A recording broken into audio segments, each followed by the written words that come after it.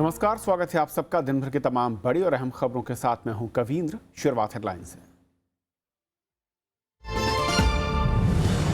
जयललिता की हालत बेहद नाजुक, लाइफ सपोर्ट सिस्टम के जरिए सुधार की कोशिश जारी। देश भर में लोग कर रहे हैं सलामती के लिए दुआएं।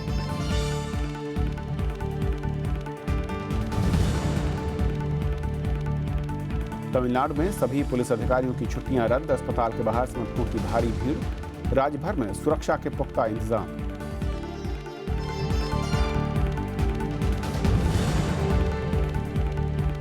नोटबंदी पर संसद में गतिरोध कायम, राज्यसभा में विपक्ष ने उठाया सरकारी कर्मचारियों को वेतन न मिलने का मुद्दा। लोकसभा में नियम 184 के तहत चर्चा की मांग।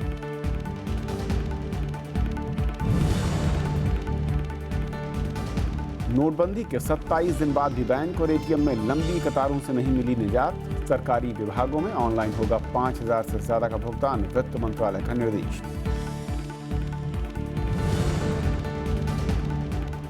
आतंकवाद पर घिरा पाकिस्तान, अमृतसर घोषणा पत्र में आतंकी पनाहगाहों को नेस्तनाबूद करने का संकल्प। राष्ट्रपति गनी ने कहा, आतंकी गुटों को समर्थन देना बंद करें पाक।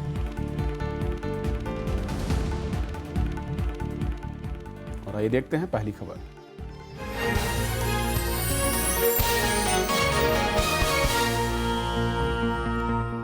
तमिलनाडु की मुख्यमंत्री जयललिता की हालत बेहद नाजुक बनी हुई है। उन्हें जीवन रक्षक उपकरणों पर रखा गया है। तमिलनाडु में सुरक्षा कड़ी कर दी गई है। राज्य के सभी पुलिस अधिकारियों की छुट्टियां रद्द कर दी गई हैं, जबकि खास से लेकर आम लोग उनके जल्द स्वस्थ होने की कामना कर रहे हैं। चेन्नई में अपोलो अस्पताल के बाहर जमा मुख्यमंत्री जयललिता के समर्थक। चेन्नई के अलावा देश के दूसरे हिस्सों में भी जयललिता के जल्द ठीक होने की दुआएं की जा रही हैं। उन्हें रविवार शाम दिल का दौरा पड़ा था। अपोलो अस्पताल ने एक बयान में कहा है कि जयललिता की स्थिति बेहद गंभीर है। उन्हें जीवन रक्षक उपकरणों पर रखा गया है। विशेषज्ञ डॉक्टरों की टीम उनके स्वास्थ्य पर लगातार नजर रखी हुई है। केंद्र सरकार ने हर संभव मदद का भरोसा दिलाया है। पूरे का पूरे तरीके से भारत सरकार तमिलनाडु के साथ सरकार के साथ और अपोलो के अथॉरिटीज के साथ टच में है और जो भी आवश्यक होगा वो किया जाएगा। जयललिता को देखने के लिए अस्पताल में कई नेता पहुंचे। केंद्रीय मंत्री पी राधाकृष्णन ने अस्पताल जाकर उनका हालचाल जाना। तमिलनाडु सरकार के कई मंत्रियों और विधायकों ने भी डॉक्टरों से जयललिता के स्वास्थ्य के बारे में जानकारी ली। I am more worried about her physical condition than the political condition, and I am more worried about her health than the heads of the politics. So let us hope for the best. राष्ट्रपति प्रणब मुखर्जी ने जयललिता की गंभीर स्थिति पर चिंता जताते हुए उनके तुरंत ठीक होने की कामना की है। कई केंद्रीय मंत्रियों, कांग्रेस उपाध्यक्ष राहुल गांधी, डीएमके प्रमुख एम करुणानिधि समेत कई राज्यों के मुख्यमंत्रियों ने उनके जल्द स्वस्थ होने की उम्मीद जताई है। I've heard that and I also tweeted about it. I hope she recovers and gets well as soon as possible. Jayalalithaa की गंभीर स्थिति को देखते हुए तमिलनाडु में सुरक्षा बढ़ा दी गई है। संवेदनशील स्थानों पर अतिरिक्त पुलिस बलों की तैनाती की गई है। राज्य के अधिकतर स्कूल कॉलेज खुले रहे, लेकिन उपस्थिति कम थी। कर्नाटक सरकार ने तमिलनाडु जाने वाली बसों की सेवा फिलहाल रोक दी है। तमिलनाडु में अपने सेंट्रल फोर्सेस हैं, काफी है। जरूरत पड़ने पर उसका कैलिब्रेशन होता है, जहां जरूरी होता है वहां पे पहुंचा दिया जाता है अतिरिक्त फोर्सेस जो है। जयललिता को 22 सितंबर को अस्पताल में भर्ती कराया गया था। तब उन्हें सांस लेने में दिक्कत थी। इसके बाद उनकी स्थिति में सुधार हुआ, लेकिन दिल का दौरा पड़ने से उनका स्वास्थ्य फिर बिगड़ गया है। Bureau report, Rajya Sabha TV. और इस बीच अपोलो अस्पताल ने जयललिता के स्वास्थ्य से जुड़ी कुछ खबरों को मनगढ़ंत बताया। कुछ देर पहले अस्पताल ने एक बयान जारी किया, जिसमें कहा है कि जयललिता लाइफ सपोर्ट सिस्टम पर हैं और डॉक्टरों की एक बड़ी टीम उनके स्वास्थ्य पर लगातार नज़र बनाए हुए है और उनका ज़रूरी इलाज चल रहा है। और इसके बाद वहां पर उनके समर्थक थे, उन्होंने चैन की सांस ली। हालांकि पहले जब अफवाहें फैली उस वक्त अस्पताल के बाहर छुटपुट हिंसा की खबरें भी सामने आई थी। अस्पताल ने जब बयान जारी किया उसमें यह भी कहा गया कि जो कुछ टीवी रिपोर्ट्स में बताया या दिखाया गया है वो खबरें सही नहीं हैं। और एस श्रीनिवासन हमारे साथ हैं, वरिष्ठ पत्रकार हैं जो फोन लाइन पर जुड़ रहे हैं चेन्नई से। श्रीनिवासन सर, जिस तरीके से अब अपोलो ने क्लैरिफिकेशन दिया है, मैं कहूँ कि जो हेल्थ को लेकर एक उन्होंने ट्वीट किया है, उसके बाद वहाँ पर स्थिति अब कह सकते हैं कि सामान्य, जो थोड़ी देर पहले ऐसा लग रहा था कि बिगड़ती दिख रही थी समर्थकों की। जी, आप इस स्थिति को थोड़ा ऐसे देखें। आज 75वां दिन है। जयललिता 23 सितंबर को इस अस्पताल में एडमिट हुई थी, सांस की तकलीफ और डिहाइड्रेशन, ये दो कारणों से। जी। उसके बाद लगातार अपोलो का जो मैनेजमेंट है वो प्रेस रिलीज इशू करता आया है, जिसमें ये क्लेम किया जा रहा था कि उनकी स्थिति इम्प्रूव हो रही है, बार बार ठीक हो रही है, यही कहते आ रहे थे। मगर कल शाम को उनको जब दिल का दौरा पड़ा, कार्डियक अरेस्ट हुआ, उसके बाद प्रेस रिलीज में भी एक बड़ी चिंता दिखलाई पड़ी। उन्होंने कहा कि उनकी स्थिति बिगड़ रही है। तो ये जो 1 दर्जन से ज्यादा प्रेस रिलीजेस अभी तक अपोलो ने इशू किए हैं, इसमें ये सबसे अब तक का गंभीर उसमें वाकया दिखाई देता है। इसके बाद से वहाँ पर लोगों में थोड़ी मायूसी छा गई। कल से थोड़ा सा जितने सपोर्टर्स हैं एडीएम के, वो इकट्ठे हो गए और उनमें उनको चिंता उनकी बढ़ती दिखाई दी। और उनको आश्वस्त करने के लिए कई स्टेटमेंट नेता देते रहे हैं जैसे, मगर ये मसला इतने लंबा चल गया है कि अब लोगों को आशंकाएं और बढ़ रही हैं। जी। और दूसरी ओर जो पॉलिटिकल बैठकों का दौर भी जारी है, किस तरीके से देख रहे हैं? क्या कुछ खबरें ऐसी आ रही थी कि पार्टी में 2 धड़े बनते दिख रहे हैं और वहाँ पर भी वर्चस्व, यानी कि पार्टी को लीड करने को लेकर एक तरीके से गुटबाजी साफ दिख रही है, या फिर वाकई जो खबरें महज अफवाहें दिख रही हैं? फिलहाल पार्टी के जो तमाम विधायक हैं एकजुट हैं। हाँ जी, आपने ठीक कहा। विधायकों की 2 मीटिंगें हुई हैं। एक सुबह एक मीटिंग हुई थी जिसमें एक कंसेंसस ढूंढा जा रहा था कि क्योंकि अब स्थिति ये हो गई है कि जयललिता जी की तबीयत ठीक भी होती है, तब भी उनका जो इलाज है वो एक काफी लंबे दौर के लिए चलेगा, क्योंकि कल के बाद उनकी स्थिति काफी बिगड़ गई है। तो शारीरिक रूप से उनको ठीक होकर दोबारा सत्ता संभालना थोड़ा सा दूर की कौड़ी दिखाई देती है। इसलिए वहां पर कोई न कोई प्रबंधन करना पड़ेगा, क्योंकि फिलहाल अभी देखा जाए तो मुख्यमंत्री अभी भी सुश्री जयललिता ही हैं, और उनके जो कार्यभार है वो दिया गया है पन्नीरसेल्वम को। तो कुछ न कुछ एक अरेंजमेंट करना होगा, क्योंकि 75 दिन तो इस तरह से चल गया है, अब आगे के लिए कुछ न कुछ करना पड़ेगा। इसलिए शायद ये कवायद भी हुआ आज। तो दौड़ में क्या कंसेंसस ढूंढने की कोशिश की गई? दौड़ में अगर लीड करने को लेकर कहें तो क्या नाम देखना है जी कि जो रीजनल एस्पिरेशन है, जो कास्ट इक्वेशंस हैं, सेंटर से जो रिलेशनशिप है उसको कायम करना, और कैडर्स को अपने साथ रखना, और सब एमएलएस को भी एक बांध कर एक उसमें ग्रुप में रखना, ये सब कवायद के ये सब पॉइंट्स हैं। तो क्या पन्नीरसेल्वम ही अभी फिलहाल आगे दिख रहे हैं जो तमाम नाम सामने चर्चा में है, या फिर कोई और भी ऐसा नाम है जो आपको लगता है कि भले ही चर्चा में ना हो लेकिन समर्थन और जो आपने तमाम इक्वेशन बताए उस लिहाज से वो वहां पर फिट बैठ सकता है? देखिए, अभी फिलहाल 3 नाम चल रहे हैं। एक तो पन्नीरसेल्वम, और दूसरा, क्योंकि पन्नीरसेल्वम 3 बार एक्टिंग सीएम भी रहे हैं, इसलिए उनका नाम सबसे आगे है। दूसरा नाम है जो डिप्टी स्पीकर हैं लोकसभा के, उनका भी नाम चल रहा है। तीसरा एक नाम जो आ सकता है वो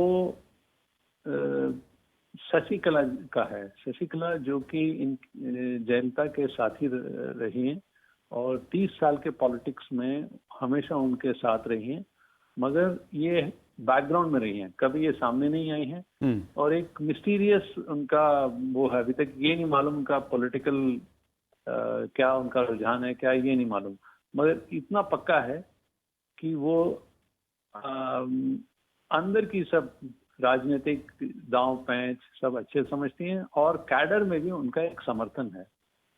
पार्टी के अंदर। और अगर मैं जयललिता के सपोर्ट को देखूं, आमतौर पर उत्तर भारत में, तमिलनाडु को अगर छोड़ दें या उस रीजन में, जिस तरीके से समर्थक सड़कों पर या फिर अस्पताल के बाहर, या हम देख रहे हैं जो तस्वीरें मिल रही हैं, कमोवेश बहुत कम तस्वीरें इस तरह की नज़र आती हैं। कोई ख़ास वजह इसकी आपको दिखती है, या फिर जयललिता की लोकप्रियता जो है वो एक सीधे तौर पर आप सामने देख रही है कि किस तरीके की रही है? ये बड़ा इंटरेस्टिंग मामला है। देखिए, तमिल जनता काफी इमोशनल है और बहुत जल्दी भावुक हो जाती है।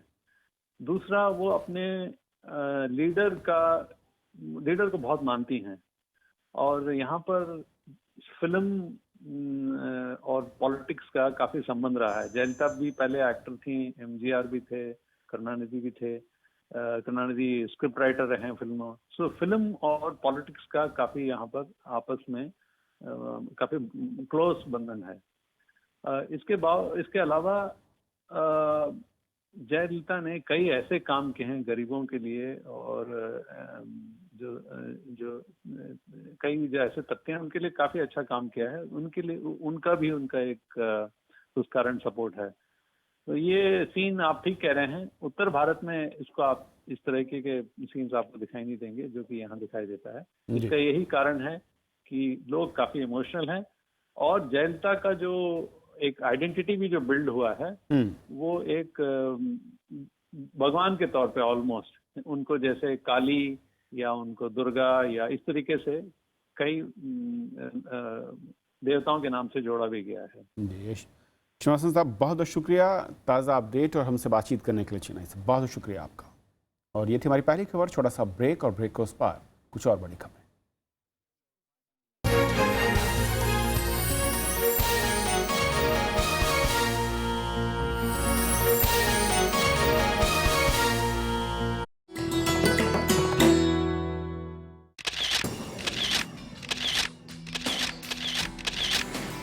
राष्ट्रपति भवन का ताम्र गुंबद आलीशान और बेजोड़।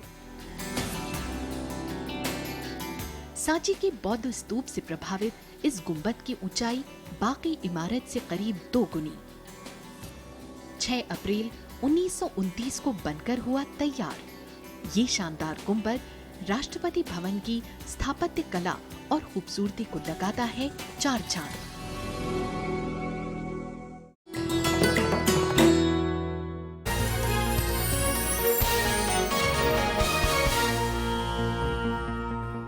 राज्यसभा में आज भी नोटबंदी पर गतिरोध जारी रहा। नेता विपक्ष गुलाम नबी आजाद ने कहा कि देश में सैलरी वालों, पेंशनधारियों और मजदूरों में से किसी को भी पैसा नहीं मिल रहा है। उन्होंने बताया कि सरकार को अब बताना चाहिए कि क्या देश में आर्थिक आपातकाल लग चुका है। वहीं सरकार की ओर से इस मुद्दे पर चर्चा जारी रखने पर जोर दिया गया। सदन में एक बार फिर गतिरोध की वजह से नोटबंदी पर चर्चा नहीं हो सकी। नेता प्रतिपक्ष गुलाम नबी आजाद ने नोटबंदी से हो रही परेशानियों का जिक्र किया। उन्होंने आरोप लगाया कि नोटबंदी की वजह से कर्मचारियों और पेंशन धारकों को वेतन नहीं मिल पा रहा है। उन्होंने कहा कि सदन परिसर की एटीएम मशीनें भी काम नहीं कर रही हैं। आपके लाइब्रेरी में वहाँ पैसा नहीं मिल रहा है, तो जब पार्लियामेंट के अंदर पैसा नहीं मिल रहा है, पार्लियामेंट के अंदर एटीएम नहीं चल रहा है, तो हम कैसे अपेक्षा करेंगे कि भारत के गांव और छोटे और बड़े कस्बों में पैसा मिल रहा है। सीपीएम सांसद सीताराम येचुरी और समाजवादी पार्टी सांसद नरेश अग्रवाल ने भी नेता प्रतिपक्ष की बात पर सहमति जताई। दोनों नेताओं ने आरोप लगाया कि सरकार की गलत नीतियों की वजह से लोग बेहाल हैं। पूरे देश में कर्मचारियों को कहीं तनख्वाह नहीं मिल रही है, पेंशन वालों को पेंशन नहीं मिल रही है। एक तरीके से एनार्की मची हुई है और सरकार जानबूझ के इसको की है। विपक्ष के आरोपों को खारिज करते हुए सूचना और प्रसारण मंत्री एम वेंकैया नायडू ने विपक्ष पर असल मुद्दे से ध्यान भटकाने का आरोप लगाया। उन्होंने सदन में नोटबंदी पर चर्चा जारी रखने के अलावा दूसरे अहम कामकाज निपटाने पर जोर दिया।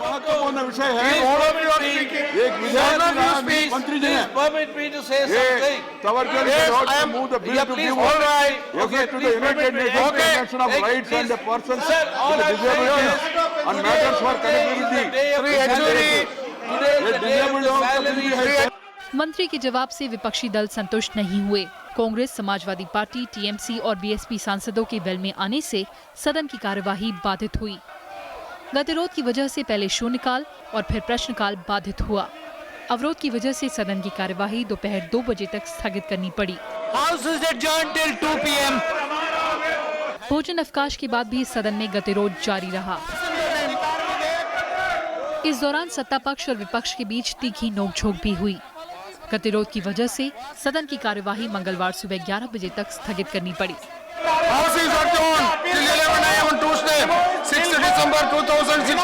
विशाल दया के साथ कृति मिश्रा, राज्यसभा टीवी।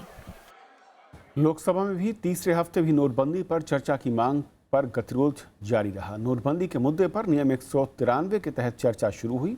कांग्रेस समेत कई विपक्षी दलों ने मत विभाजन के नियम के तहत चर्चा की मांग को लेकर अवरोध किया। सोमवार को लोकसभा की कार्यवाही शुरू होते ही विपक्षी दलों ने नोटबंदी के मसले पर चर्चा की मांग की। कांग्रेस समेत कई विपक्षी दलों ने नियम 184 के मत विभाजन की व्यवस्था के तहत चर्चा की मांग की। आपने कहा कि रूल 56 में यहाँ डिस्कशन नहीं हो सकता, आप इसको मॉडिफाई करके किसी और तरीके से लाइए। तो हम और तरीका ढूंढे सभी मिलके कि रूल 184 में इस विषय को ले। They have their brute majority by which they can easily start discussion under 184 what Congress party has submitted in consultation with us. बुवाई नहीं कर पाए हैं, आप परा उत्तर प्रदेश ही पता लगा लीजिए। नहीं बुवाई कर पाए हैं, उनको बीज और खाद नहीं मिली है, तो आप बता दिए इस गंभीर सवाल पर भी अगर सदन में बहस आप स्वीकार नहीं करेंगे।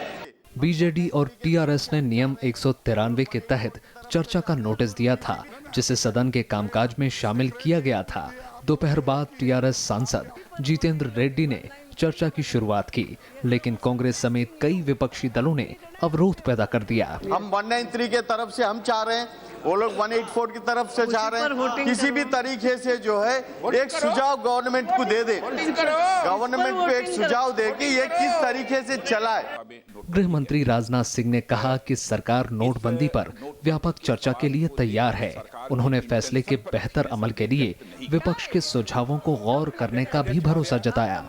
हम इस पर बहस करने को अभी बहस करने को हम इस पर तैयार हैं, और मैं प्रतिपक्ष को आश्वस्त करना चाहता हूं अध्यक्ष महोदया कि जो भी इंप्लीमेंटेशन की कठिनाइयों से सदन को प्रतिपक्ष अवगत कराएगा, उसका यथासंभव निराकरण करने की हम लोग अपनी तरफ से भरपूर कोशिश करेंगे। अवरोध के चलते सदन की कार्यवाही कई बार बाधित हुई। बाद में कार्यवाही दिन भर के लिए स्थगित कर दी गई।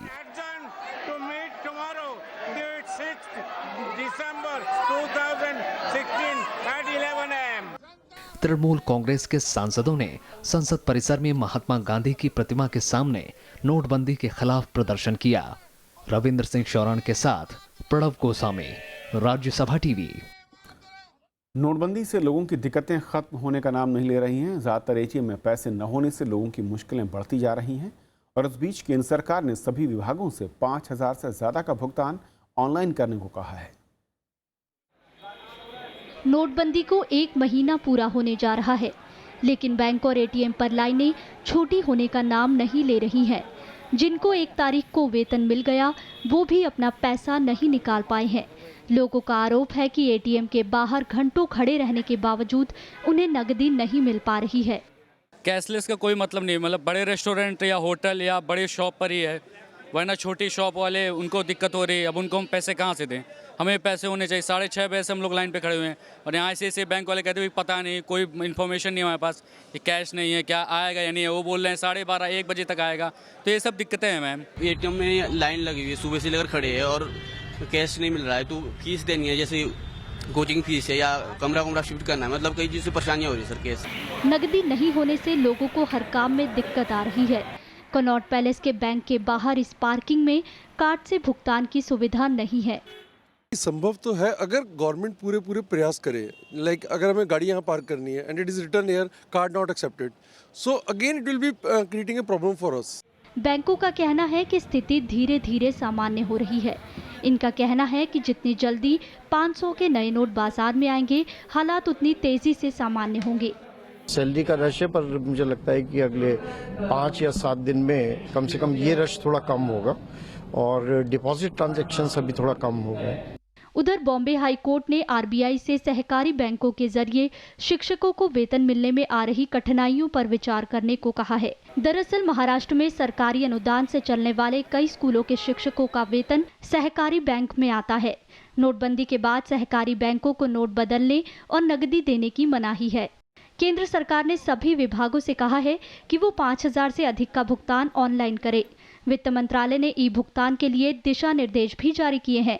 वहीं प्रवर्तन निदेशालय ने एक्सिस बैंक के 2 मैनेजरों को गिरफ्तार किया है। इनके पास से 3 किलो सोना जब्त किया गया है। इनकी गिरफ्तारी prevention of money laundering act के तहत हुई है। कैशलेस इकोनॉमी की बात करने वाले और जनता का साथ मांगने वाले पीएम का साथ शायद खुद का सिस्टम नहीं दे रहा। इसलिए नोटबंदी को 1 महीना होने को है, लेकिन सिस्टम अभी भी वैसे का वैसा है। कैमरा पर्सन दिलीप के साथ अनु दीवान, राज्यसभा टीवी, दिल्ली। उत्तर प्रदेश कांग्रेस के अध्यक्ष राज बब्बर ने विधानसभा चुनाव में समाजवादी पार्टी के साथ गठबंधन की अटकलों को खारिज किया। उन्होंने कहा कि पार्टी राज्य में अकेले ही चुनाव लड़ेगी। उन्होंने गठबंधन की कोशिश की खबर को काल्पनिक बताया। राज बब्बर ने कहा कि इस पर अभी विचार भी नहीं हो रहा है। हालांकि उन्होंने कहा कि इस बारे में अंतिम फैसला आलाकमान ही लेगा। दरअसल उत्तर प्रदेश के मुख्यमंत्री अखिलेश यादव ने कहा था कि वो कांग्रेस के साथ गठबंधन के पक्ष में है, लेकिन इस बारे में फैसला समाजवादी पार्टी के अध्यक्ष मुलायम सिंह यादव को करना है। आज की तारीख में हम बहुत स्पष्ट हैं इस मामले कि हम चुनाव अकेले लड़ रहे हैं। कांग्रेस लड़ रही है, कांग्रेस के कार्यकर्ता लड़ रहे हैं, और ऐसी कोई बातचीत कहीं हुई नहीं है जब वो कह सकते हैं कि जो है उनके पिताजी तय करेंगे या नेताजी तय करेंगे। तो हमारे यहाँ भी भाई हमारे सीनियर्स हैं, हमारा नेतृत्व है, वो तय करेगा। हार्ट ऑफ एशिया सम्मेलन में आतंकवाद को शांति के लिए बड़ा खतरा मानते हुए आतंकवाद को खत्म करने पर जोर दिया गया। अफगानिस्तान ने पाकिस्तान से उसके यहाँ सक्रिय आतंकी गुटों पर कार्रवाई की मांग की। सम्मेलन में आतंकवाद के मुद्दे पर पाकिस्तान पूरी तरह अलग थलग पड़ता नजर आया। अफगानिस्तान पर छठे हार्ट ऑफ एशिया सम्मेलन में आतंकवाद का मुद्दा छाया रहा। सम्मेलन के घोषणा पत्र में आतंकवाद को शांति के लिए सबसे बड़ा खतरा बताया गया। recognizes terrorism as the biggest threat to peace and stability and demands immediate end to all forms of terrorism and all support financing safe havens and sanctuaries to it. For the first time, a Heart of Asia declaration expressed concern at the violence caused in Afghanistan and the region. सम्मेलन में अफगानिस्तान के राष्ट्रपति अशरफ गनी ने अपने देश में अशांति के लिए पाकिस्तान को जिम्मेदार बताया। उन्होंने अंतर्राष्ट्रीय समुदाय से सरहद पार से होने वाले आतंकवाद की जांच की मांग की। Whatever is acceptable, particularly to our neighbor in Pakistan, to verify cross-frontier activities in terrorist operations. Without peace, any amount of assistance will not meet the needs of our people. प्रधानमंत्री नरेंद्र मोदी ने आतंकवाद को शह देने वालों के खिलाफ सख्त कार्रवाई की बात कही। साथ ही अफगानिस्तान में शांति और पुनर्निर्माण में मदद जारी रखने का भरोसा दिया। Support for Voices for Peace in Afghanistan alone is not enough. It must be backed by resolute action, not just against forces of terrorism, but also against those who support, shelter, train and finance them. आतंकवाद से निपटने के लिए सम्मेलन में अफगानिस्तान की ओर से एक प्रस्ताव भी पेश किया गया, लेकिन पाकिस्तान के अड़ियल रवैये की वजह से इस पर सहमति नहीं बन सकी। इस बीच पाकिस्तान के प्रधानमंत्री के सलाहकार सरताज अजीज ने आरोप लगाया है कि भारत अफगानिस्तान के साथ उसके संबंधों को खराब करने की कोशिश कर रहा है। सम्मेलन में आतंकवाद के इतर दक्षिण एशिया और दक्षिण पूर्व एशियाई देशों के बीच व्यापारिक संबंधों को और बढ़ाने के लिए अफगानिस्तान को सड़क मार्ग के जरिए जोड़ने पर जोर दिया गया। पाकिस्तान के लिए इससे ज्यादा शर्मिंदगी की बात कुछ और नहीं हो सकती थी जब अफगानिस्तान के राष्ट्रपति अशरफ गनी ने साफ साफ कहा, सरताज अजीज साहब, आप अपने 50 करोड़ डॉलर अपने पास रखिए और उसे अपने देश में आतंकवाद और अतिवाद को खत्म करने में लगाइए। अब देखना यह है कि पाकिस्तान अशरफ गनी के इस आरोप का किस तरीके से जवाब देता है। राज्यसभा टेलीविजन के लिए कैमरा पर्सन मनोज कुमार के साथ अमृतसर से अखिलेश सुमन। प्रधानमंत्री नरेंद्र मोदी ने ऊर्जा संसाधनों तक अमीरों और गरीबों के पहुंच के फासले को कम करने का वादा किया है। पेट्रोटेक सम्मेलन में प्रधानमंत्री ने कहा कि देश को ऐसी ऊर्जा की जरूरत है जिसकी पहुंच गरीबों तक भी हो और उसके इस्तेमाल और ऊर्जा सुरक्षा की भी पूरी व्यवस्था हो। प्रधानमंत्री नरेंद्र मोदी ने ऊर्जा क्षेत्र की भारतीय कंपनियों से बहुराष्ट्रीय कंपनी बनने की अपील की। दिल्ली के विज्ञान भवन में पेट्रोटेक सम्मेलन और प्रदर्शनी का उद्घाटन करते हुए प्रधानमंत्री ने स्थिर और सस्ती ऊर्जा को आर्थिक विकास के लिए बेहद जरूरी बताया। इस दौरान उन्होंने पश्चिमी एशिया, मध्य एशिया और दक्षिण एशिया के लिए ऊर्जा गलियारा बनाए जाने के अपने विजन का भी खुलासा किया। उन्होंने ऊर्जा संपन्न देशों के साथ भागीदारी बढ़ाने पर जोर दिया। We have given priority to move towards a gas-based economy. Effort must be made to increase natural gas production while also creating import infrastructure to meet the growing domestic demand. प्रधानमंत्री ने देश के गरीबों तक ऊर्जा पहुंचाने पर बल दिया। उन्होंने घरेलू उत्पाद बढ़ाने और 2022 तक तेल आयात 10% तक घटाने की बात कही। Our domestic oil and gas production and reduce import dependence. I have set a target to reduce import dependence by 10% by 2022. प्रधानमंत्री के मुताबिक 2040 तक भारतीय अर्थव्यवस्था के 5 गुना हो जाने की उम्मीद है। उन्होंने कहा कि भारत में 2040 तक पूरे यूरोप की तुलना में अधिक तेल की खपत होगी। पेट्रोटेक प्रदर्शनी में 50 देशों के प्रतिनिधि हिस्सा ले रहे हैं। ये प्रदर्शनी 7 दिसंबर तक दिल्ली के प्रगति मैदान में चलेगी। Bureau report, Rajya Sabha TV. Italy के प्रधानमंत्री मैटेओ रेंजी ने इस्तीफा दे दिया है। रेंजी ने संवैधानिक सुधार पर जनमत संग्रह में हार मिलने के बाद इस्तीफे की घोषणा की। कल हुए जनमत संग्रह में 70% लोगों ने मतदान किया, जिसमें 59% लोगों ने संशोधन के विरोध में मतदान किया। रेंजी और उनकी डेमोक्रेटिक पार्टी संविधान संशोधन का समर्थन कर रही थी, जबकि अन्य दल इसके विरोध में थे। इटली का संविधान 1948 में बना था। 68 साल पुराने इस संविधान में बदलाव को समय की जरूरत माना जा रहा था। रेंजी संविधान में संशोधन करके ऊपरी सदन सीनेट के सदस्यों की संख्या कम करना चाहते थे, जबकि विपक्षियों का कहना था कि सीनेट की शक्तियां कम होने से प्रधानमंत्री की शक्तियां बढ़ जाएंगी। तो इस बुलेटिन में इतना ही। नमस्कार।